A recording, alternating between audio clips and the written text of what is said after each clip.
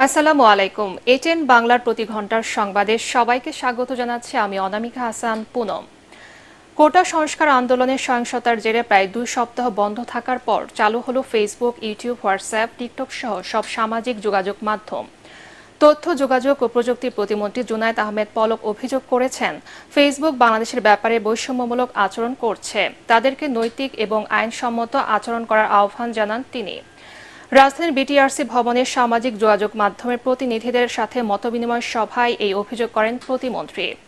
এ সময় পলক বলেন, অসত্য তথ্য, গুজব ও উস্কানিমূলক পোস্ট দেওয়ার বিষয়ে বাংলাদেশ আপত্তি জানালেও ফেসবুক কোনো ব্যবস্থা নেয়নি। অনৈতিক পোস্ট, ব্যক্তিগত গোপনীয়তা ও সুরক্ষা ভঙ্গ করে দেয়া পোস্ট না সরিয়ে ফেসবুক নীতি নৈতিকতাকে বৃদ্ধাঙ্গুলি দেখিয়ে যাচ্ছে।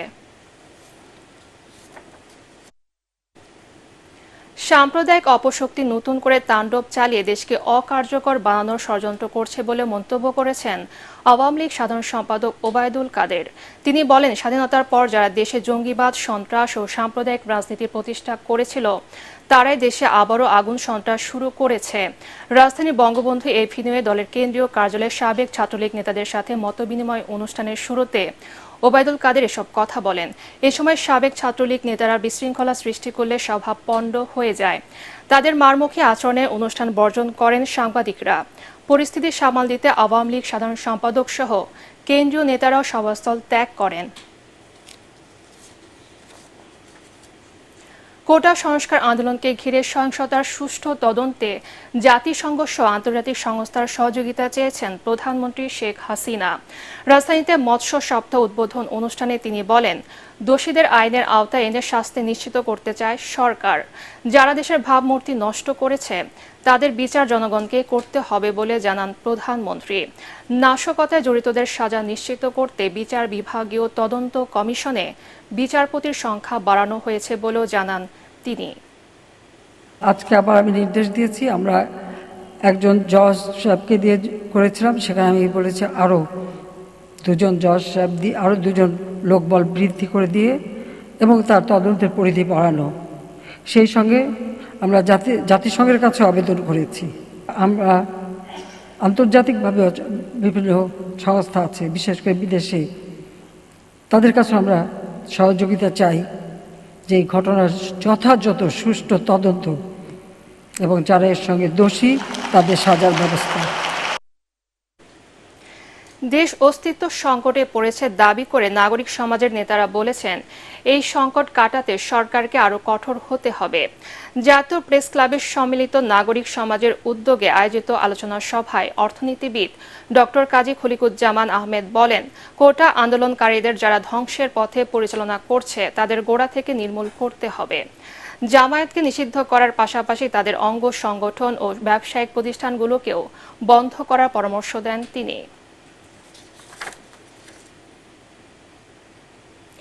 আন্তর্জাতিক, ফিলিস্তিনের স্বাধীনতাকামী সশস্ত্র গোষ্ঠী হামাসের প্রধান ইসমাইল হানিয়া ও তার দেহরক্ষী ইরানে নিহত হয়েছেন। ভোরের রাজধানী তেহরানে একটি আবাসস্থলে তাদের হত্যা করা হয় বলে জানিয়েছে দেশটির রাষ্ট্রীয় গণমাধ্যম।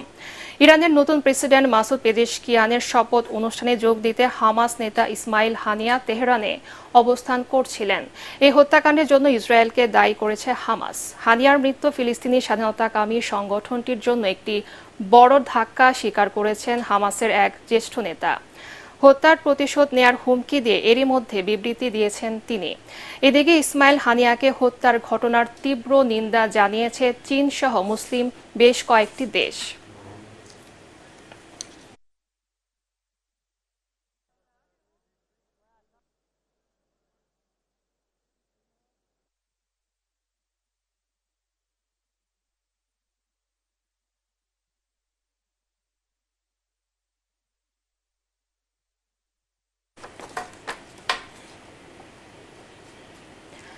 আগামী 4 আগস্ট থেকে 12টি সিটি কর্পোরেশন ও নরসিংদী পৌর এলাকা ছাড়া সারা দেশের সরকারি বেসরকারি প্রাথমিক বিদ্যালয়ে শুরু হবে শিক্ষা কার্যক্রম।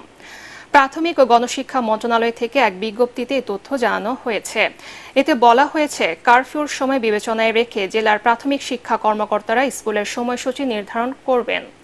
গত 20 জুলাই থেকে সারা দেশে কোটা আন্দোলনকে ঘিরে সহিংসতার জেরে বন্ধ করে দেওয়া হয় সরকারি বেসরকারি সব প্রাথমিক বিদ্যালয়ের শিক্ষা কার্যক্রম। পরবর্তী সংবাদ দেখার আমন্ত্রণ জানিয়ে এখনকার মতো শেষ করছি। ATN বাংলা সংবাদ ইউটিউব দেখতে ব্রাউজ করুন youtube/ATN বাংলা নিউজ। ধন্যবাদ সবাইকে।